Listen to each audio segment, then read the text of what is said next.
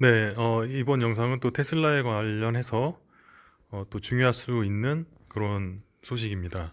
하나는 이제 그 민주당 상원의원 그 결과 관련한 내용도 포함되어 있어가지고 일단 다뤄봤습니다. 나온 지 얼마 안 된 기사고요. 예, 제목은 테슬라 주식 주가가 상승한다. 더 높은 어, 가격대로 상승할 것이다. 그리고 민주당 상원의원 요 선거 결과 이렇게 돼 있습니다.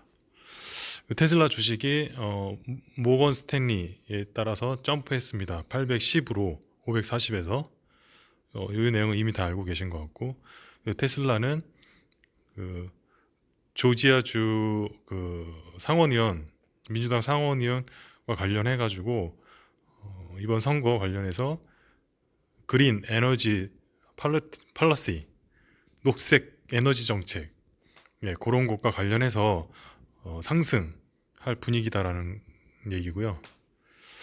그리고 이거는 이제 부스트 관련된 거는 테슬라가 이제 자기 딜리버리 그 배송 기록 세운 거 49만 9,550대 2020년. 그래서 50만 대를 거의 채웠다는 그런 내용. 이것도 이미 다 알고 있는 거죠. 그래서 모건 스탠리 아담 조나스가 이제 810달러로 조정했잖아요. 아담 조나스가 얘기하기에는 어, 보통 정상적이지 않은 그런 행보에도 불구하고 어, 그 조나스 그쪽 증권회사 측에는 테슬라 테슬라가 2020년에 이어서 2021년도도 펄폼 성과가 더 높아질 것 같다. 그래서 조정했다는 얘기겠죠. 그래서 오버웨이트 레이팅 유지한다. 810으로. 예, 그런 거고. 그다음에 조심해야 될 거는 이제 애플의 루머 엔트리에 관련해 가지고 예, 그런 내용이 있다. 애플카 뭐 이런 내용도 있었잖아요. 그게 이제 게임 체인저가 될 수 있기 때문이라고 합니다. 애플이 잘 나가게 되면. 그래서 애플의 그 잠재적인 도전은 차량 자동차에 대한 도전은 아마 테슬라 입장에서는 그 베어 케이스 테슬라 주가를 떨어뜨리는 요인이 될 것 같다라는 그런 내용 같습니다. 투자자들은 이런 걸 잘 생각해야 된다 이런 내용이었고요. 근데 뭐 애플 차가 나와도 빨리 나올 것 같지도 않고 이미 기술을 선점한 테슬라인데 그게 쉽지는 않을 것 같습니다. 아무리 애플이 잘 나간다 하더라도. 그래서 테슬라 주식 관련해서 그 주가는 755.98를 찍었고 2.8% 상승했다고 합니다. 오늘 마켓 시장에서. 네, 요거는 뭐 주식 결과에 대한 거니까 다들 알고 계실 거고, 네, 요거는 네, 넘어가고. 그리고 조나스가 얘기했네요. 테슬라는 아직도 가장 최고의 EV 카 메이커라고 합니다.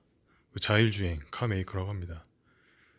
그래서 그 인력들, 그리고 기술, 비즈니스 모델, 그리고 자본도 충분하고 네, 칭찬하고 있네요. 다시 설명해 드리면 훨씬 더 나아가서 이제 중요하다고 하면 어떤 게 중요하냐면 그 환경적인 책임이 중요하다고 합니다. 뭐 전기 자동차니까 내연기관차보다는 환경적인 어떤 책임을 짓는 게 좀 여유가 있다는 얘기겠죠. 그 테슬라의 비즈니스 모델 같은 경우가 이제 모빌리티 시장에 있어서 이익을 엄청 빠르게 가져갈 것이고 더 많은 이점을 가지게 될 거다. 그 경쟁자보다는 경쟁자는 이제 내연 기관 차들이나 그런 회사들이겠죠. 아직 테슬라보다 못한 회사들을 얘기하는 거겠죠. 조나스는 또 이제 테슬라 그 운송이 그러니까 매출이 2030년에는 5.2 밀리언 유닛까지 상승할 거라고 합니다. 엄청 상승하네요. 그럼 27%의 상승률을 보이는 것이고 그 전 목표치에 비해서 그 전 목표치보다 3.8 밀리언이 늘어나는 거라고 합니다. 27% 상승. 그래서 CEO 일론 머스크 같은 경우는 테슬라가 20 밀리언 비이클을 2030년까지 만들 거라고 합니다. 엄청 만들어내는 거죠. 자, 여기가 이제 중요합니다. 민주당 상원 의원이 돼가지고 그 부스트가 있느냐, 이점이 있느냐 이런 건데, 어, 민주당에서 그 두 자리 상원 의원석을 가져갔잖아요. 조지아 선거에서. 근데 그것은 이제 50대 50을 만든다고 합니다. 데모크라시. 그러니까 민주당과 공화당의 그 스플릿을 50대 50으로 만든다고 합니다. 그렇게 되면은 바이스 프레지던트 부통령의 성 바이스 프레지던트 부의장인 카멜라 해리스의 그 투표가 중요해지는데, 얘가 투표하는 거에 따라서 이제 민주당 쪽에 어떤 그 영향이 간다는 얘기죠. 결정권이 간다는 얘기죠. 근데 이제 그래서 민주당 쪽이 우세해지니까 그린 에너지 정책 같은 경우가 아주 중요해졌다고 합니다. 그러나 이제 얼마나 그 상원 의원을 통해서 그 민주당 쪽의 상원 의원 통해서 그게 확실히 이점이 될지는 아직 장담을 못 한다 그러고, 어, 밸런스가 뭐 중요하다는 얘기를 합니다. 그래서 조 바이든 행정부가 만약에 들어서면 그 에미션 스탠다드, 그러니까 탄소 배출, 연료 마일리지 이런 것들을 재설계해 가지고 이제 기준을 또 강화하겠죠. 이런 것들을 법안으로 만들어서 이제 레거시 오토메이커, 기존의 자동차 업계들한테 의무를 뒤집어 씌운다고 합니다. 예, 그래서 전기차, US 일렉트릭 베이클, 미국의 전기차들에 관련된 어떤 그런 것들이 이제 커갈 수 있도록, 예, 의무를 지우는 법안을 만들 거라고 합니다. 그래서 연방 정부 같은 경우는 캘리포니아나 다른 주에서 일렉트릭 전기 자동차의 의무를, 테슬라는 이제 희망합니다. 새로운 그 EV 오토메이커로서의 그 큰 잘 나가는 회사가 되기를 희망합니다. 그러나 이제 단지 테슬라와 제너럴 모터스 GM은 EV 판매량 제한을 채웠다고 합니다.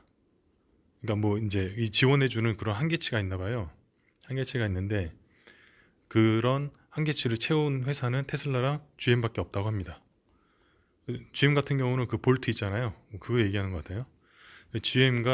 GM의 새로운 EV가 아직 2022년 될 때까지는 그게 이제 활성화되지는 않는다고 합니다. 그러니까 GM도 아직 테슬라를 따라가지 못한다는 얘기겠죠. 그리고 다른 자동차 회사들은 예를 들어서 포드나 폭스바겐 같은 경우는 EV 판매량이 연방 텍스 크레딧 같은 경우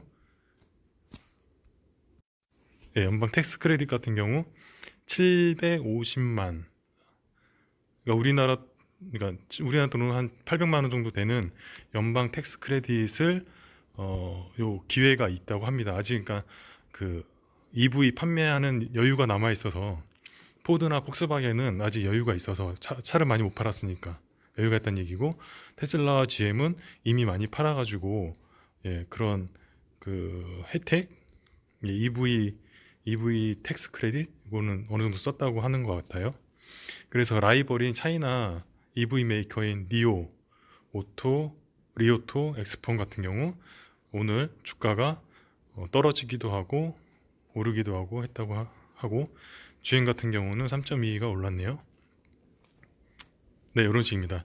그래서 한번 쭉 봤는데 일단 기존에 있는 건 다 조나스가 이제 그 810% 올린 거는 다 알고 계시는 거고, 알고 계신 뉴스고, 전반적으로 테슬라가 앞으로 계속 성장할 거라는 얘기는 다 의견이 동일하고, 또 하나는 민주당 상원의원 두 석을 가져가서 50대 50이 됐는데 그 바이스 프레지던트 부의장의 표가 이제 결정적이기 때문에 민주당 쪽에 어떤 정책 법안 만들거나 정책 결정하는데 유리해졌다는 얘기고, 민주당 같은 경우가 그린 에너지 정책이 있어가지고 테슬라한테는 도움이 많이 될 것 같다는 그런 얘기였습니다. 그러면 그 상원 의원 그 선거 관련해서 기사를 이렇게 소개해드렸습니다. 감사합니다.